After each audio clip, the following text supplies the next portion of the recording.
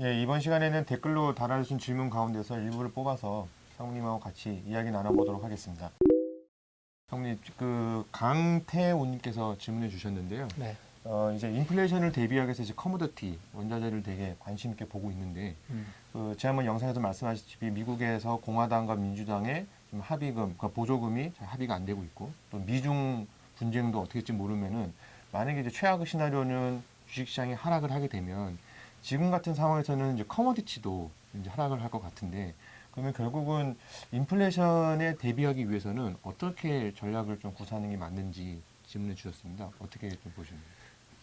뭐 지난 화요일 시장에서 이미 그런 현상이 네, 좀 맞습니다. 나타났죠. 어제 시장에서 이게 그 미 의회에서 자꾸만 이게 대립이 네. 좁혀지지 않으니까 주가도 하락하고 특히 뭐 금이나 은 가격은 네. 굉장히 큰 폭으로 하락을 맞습니다. 했습니다. 그 자체가 이게 이제 돈이 추가적으로 나와주고 음. 계속 유동성이 공급될 거고 그 과정에 돈값이 떨어지고 인플레이션 올 거다라는 어떤 사람들의 기본적인 생각에 좀 균열이 발생을 하는 거죠. 균열이 발생하는 건데 제가 볼 때는 이런 조정 과정을 거치는 거 아닌가 싶습니다. 그러니까 이 주식시장이라고 하는 게 그러니까 커머디티 시장도 그렇고 가격의 움직임은 이게 고든 나무처럼 이렇게 쭉 가는 게 아니고 구비를 계속 치는 것 같아요. 강물도 큰 강물이 아니고 이렇게 이제 어디로 갈지 모르는 그런 것처럼 계속 구비를 치고 구비를 치는데 인플레이션이라는 거는 뭐 이 과정에서 상당한 시간이 지나면서 네. 발생할 겁니다. 제가 볼 때는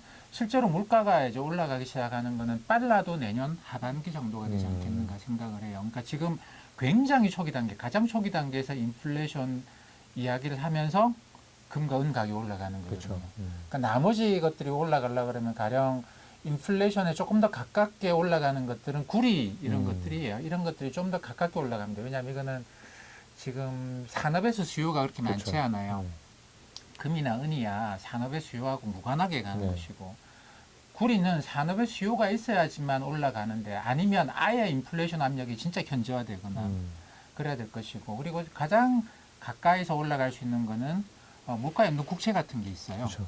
그게 가격이 진짜 인플레이션 가까이 가서 올라가기 시작할 건데 그렇게 보면 아직까지는 좀 멀리 있는데 금과 은이 선 반영하면서 막 올라간 건데 선 반영했기 때문에 이런저런 일에 따라서 출렁출렁을 많이 합니다. 그렇기 때문에 이게 지금 막 이걸 너무 빨리 추격 매수하겠다고 생각하시는 것보다 어차피 지금 선 반영을 꽤 많이 하고 가는 거기 때문에 상당한 진동이 있을 것이다, 네. 조정이 있을 것이다 생각을 하시고 그때 이제 그 조정 시에 추가 매수 전략을 쓰시면 좋지 않겠는가. 저는 뭐 결국은 인플레이션을 나을 수밖에 없다. 다른 방법이 없다. 정책 처방이 없다고 생각을 하기 때문에 결국 인플레이션 나을 것이고 그럼 결국은 이제 이 커머디티 가격, 원자재 가격이 올라갈 것인데 아직까지 아주 초기 단계를 갖고 초기 신호를 갖고 올라가는 거기 때문에 심한 변동성을 갖고 가지 않겠는가 이렇게 생각합니다. 예, 그러면 인플레이션은 이제 향후에 저희가 좀 길게 보고 대비를 해야 한다는 말씀하셨고요. 그리고 고준님께서 또 말씀해 주신 거는 일반 이제 그 언론에 보면 뭐 연준이 돈을 찍어낸다. 뭐 이제 그런 얘기도 있고 뭐 계속 돈을 푼다라는 얘기가 있는데 과연 그런 돈을 찍어낸다. 그렇게 한다는 것 자체가 어떤 절차 그리고 어떤 의미인지를 좀 궁금해 하신 것 같습니다. 그러니까 뭐 예를 들면 저희가 연준이 국채를 사는데 새로 돈을 찍어서 그 국채를 사온다든지 아니면 정말로 돈을 찍어서 그냥 시중에다가 뿌리는지 그래서 어떤 절차로 그렇게 돈을 뿌리면 유동성이 되는지 이제 그런 거를 좀 궁금해 하셨습니다. 이게 어떻게 보면 많은 분들이 이제 좀 오해하실 수 있는 부분인데 돈을 찍는다, 뿌린다 이렇게 하니까 그 예전에 이제 그 벤 버냉키 연준 네. 의장은 이걸 헬리콥터 머니라고도 맞습니다. 표현을 그렇군요. 했어요. 그러니까 돈을 찍어서 그 뭐 10달러, 100달러짜리 지폐를 헬리콥터에 싣고 다니면서 쭉 뿌린다라는 표현을 쓴 것이죠. 그러니까 이게 근데 사실 사람들이 알기 쉽게 한다고 많은 사람들한테 혜택이 돌아가게 할 거예요라는 식으로 알기 쉽게 한다고 이렇게 했는데 이 헬리콥터 머니라고 하는 것 자체가 우리가 생각을 하는데 굉장히 큰 방해 요소입니다. 실제로 그런 일은 없어요. 그런 그렇죠. 일은 없고 중앙은행이 돈을 찍는다, 뭐 미 연준이 지금 돈을 뿌린다라는 거는 정확하게 절차상으로 어떤 거냐면 뭐 가장 큰 부분이 은행들이나 다른 금융기관들이나 또는 개인들이 갖고 있는 국채 모기지 채권을 중앙은행이 사겠다고 합니다. 입찰을 하는 거죠. 네. 뭐 이 채권 얼마에 사겠다라고 하면 지금 가격보다 높게 사겠다고 해서 이걸 사요. 사면서 돈을 찍어서 100달러짜리 지폐를 찍어서 주는 게 아니고 이쪽에 계좌에다가 뭐 100억 달러 이렇게 넣어줍니다. 이걸 우리가 돈을 찍는다, 뿌린다라고 표현을 해요. 왜냐하면 내 주머니에, 호주머니에 뭐 10,000원짜리, 50,000원짜리가 들어가 있는 것과 똑같은 효과가 그렇죠. 누가 내 계좌에다가 지금 이제 뭐 10,000원짜리, 50,000원짜리의 만큼의 현금을 계좌에다가 숫자로 찍어주기만 하면, 누가 송금해주기만 하면 이거랑 똑같은 거잖아요. 그렇죠. 그러니까 중앙은행이 돈을 뿌린다라는 것 꼭 100달러짜리로 뿌릴 필요 없이 그 갖고 있는 자산을 사주면서 그 계좌에다가, 예금 계좌에다가 그만큼의 금액을 찍어주면 됩니다. 이 개인이 국채를 갖고 소비를 하지는 않겠죠. 그렇죠. 뭐 커피를 마시러 가지는 않을 겁니다. 근데 이 스마트폰을 갖고 자기 계좌에 들어가 있는 어떤 숫자를 갖고 소비를 하고 커피를 마실 거거든요. 그렇기 때문에 돈을 뿌린다. 옛날 같으면 100달러짜리 찍어서 줘야 되지만 지금은 자산을 사고 그 계좌에다가 현금과 똑같은 금액을 찍어주기만 하면 이걸 돈을 뿌린다고 똑같은 의미로 볼 수 있는 것이죠. 이게 지금은 이제 그 전체 금액으로 보면 제일 크고, 그 다음에 금액으로는 작지만 효과로는 훨씬 더 큰 게 뭐냐면 연준이 회사채를 사줘요. 네. 회사채를 사주는데 이 회사채를 사는 돈은 이게 의회가 5천억 달러 정도를 이거 다 잃어도 좋다라고 해서 이거 회사채 사는 데 쓰라라고 줬습니다. 연준에 줬고, 그러니까 정확하게는 재무부를 통해서 연준이 쓰도록 했고, 그러니까 재무부가 의회에서 승인을 받아서 5천억 달러를, 이 5천억 달러를 어떻게 쓸지에 대해서 연준을 관리 감독을 해요. 네. 연준법에도 재무부의 감독을 받아라고 나와 있습니다. 요거는. 그리고 이 돈은 의회가 주는 돈이에요. 네. 의회는 국민의 대표고 손실 볼 수 있는 투자는 의회가 승인을 해야 되거든요. 그래서 의회가 5천억 달러를 줬고 이걸 이제 재무부가 감독을 하면서 연준한테 이걸 갖고 기업의 회사채를 사줘라. 안 그러면 기업이 자금 도래 안 돼서 망할 것 같다. 그렇죠. 채권 발행하는 거 사주고, 또는 시장에서, 유통시장에서 채권 가격이 너무 떨어지지 않도록. 너무 떨어지면 기업들이 이게 발행하기 어렵거든요.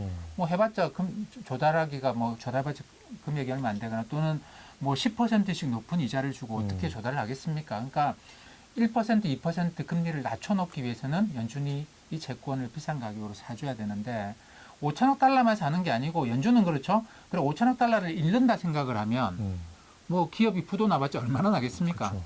가령 뭐 한 하이힐드 기업들이, 그러니까 하이힐드 기업이라고 하면 뭐 트리플 B보다 안 되는, 그러니까 이게 옛날에는 투기 등급이라고 불렀거든요. 이 기업들의 부도율을 보면 아주 심할 때가 경기 침체 때 한 12% 가요. 근데 이 기업들도 보통 한 4%밖에는 네. 안 됩니다.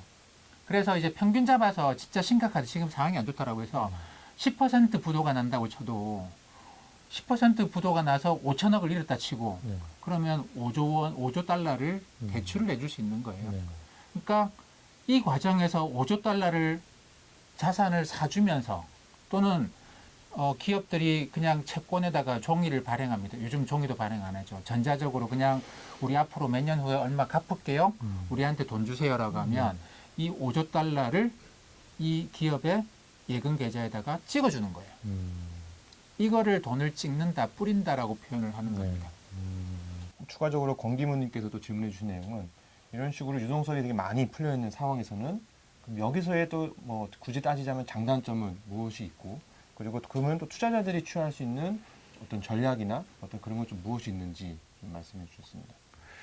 지난 시간에도 제가 한번 그런 말씀을 드렸는데, 이제 주식시장에서의 정보를 분류를 체계적으로 할 필요가 그렇죠. 있겠다. 그러니까 유동성이 늘어났다라는 거는 어떤 의미가 있느냐, 뭐 이런 걸 말씀을 드렸는데, 지금은 그래요. 지금은 유동성을 늘린 게 경제가 안 좋아서.